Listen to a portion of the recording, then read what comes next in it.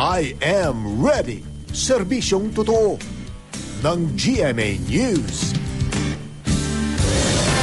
Dalawang bagyo po ang ating binabantayan. Si Bagyong Igme na nasa loob na ng tinatawag na Philippine Area of Responsibility at may isa pang bagyo na papalapit sa ating bansa.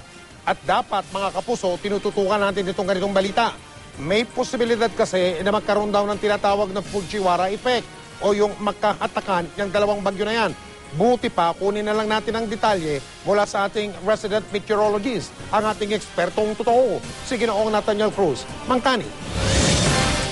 Yes, Mike, dapat nating bantayan ang pagkilos itong dalawang bagyo, lalo't posibleng magkalapit ito.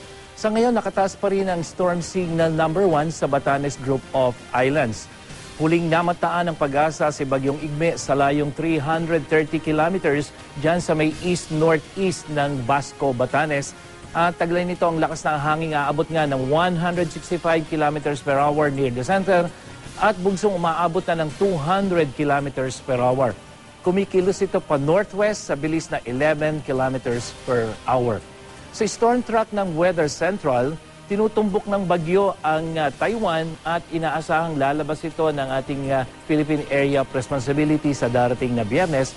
Pero paglabas ng Bagyong Igme, inaasahan na papasok naman ang bagyong may international name na Bolaben.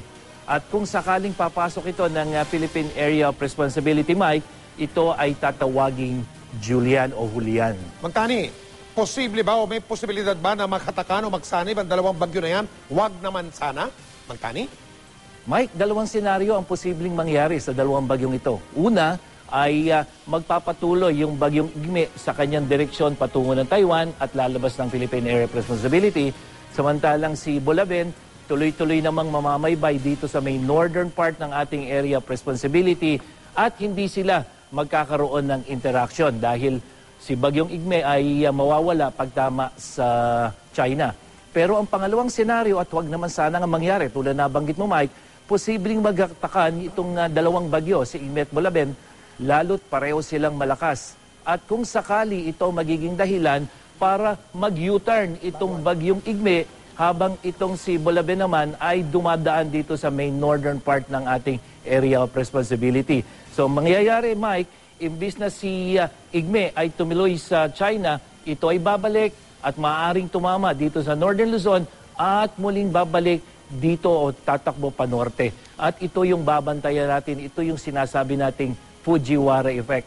Yung nakikita nating guhit, yan po yung parang linya na nag-uugnay doon sa dalawang bagyo. At habang nangyayari yung hatakang ito, Mike, asahan na lalong panglalakas ang hanging habagat na magpapaulan dito sa Luzon, lalong-lalo na dito sa Metro Manila. Kaya yung tinitingnan natin, ito yung sirkulasyon ng dalawang bagyo at ito naman yung malakas na hanging habagat na magpapaulan nga sa malaking bahagi ng Luzon.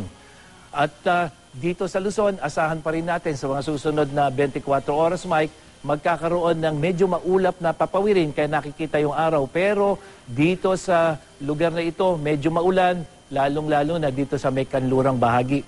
At maghanda rin lalong-lalo na dito sa Metro Manila ng posibilidad ng pagulan.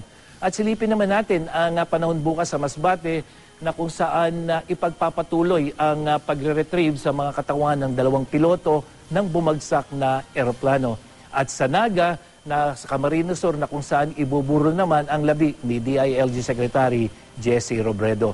Sa Visayas, magiging maaliwalas din ang lagay ng panahon pero meron ding tinatawag nating isolated rain showers and thunderstorms at gayon din sa Mindanao, meron ding mga pulupulong dagliang pagulan at pagkulog, pagkidlat, lalo na dito sa may Zamboanga hanggang dyan sa Kidapawan at Coronadal. Paalala pa rin natin sa ating mga mangingisda at maglalayag, huwag muna pong pumalaot dyan sa eastern seaboards ng Central at Southern Luzon at syempre dun sa may lugar na dito sa may extreme Northern Luzon dahil sa epekto ng bagyong si Igme. At para sa karagdagang detalye, pumunta lang sa GMA News weather page. Ano man ang panahon, magplano, magsiguro, makibalita sa GMA Weather. Ako po si Nathaniel Cruz para sa I Am Ready, serbisyong totoo ng GMA News. Maraming salamat, Mang Tani.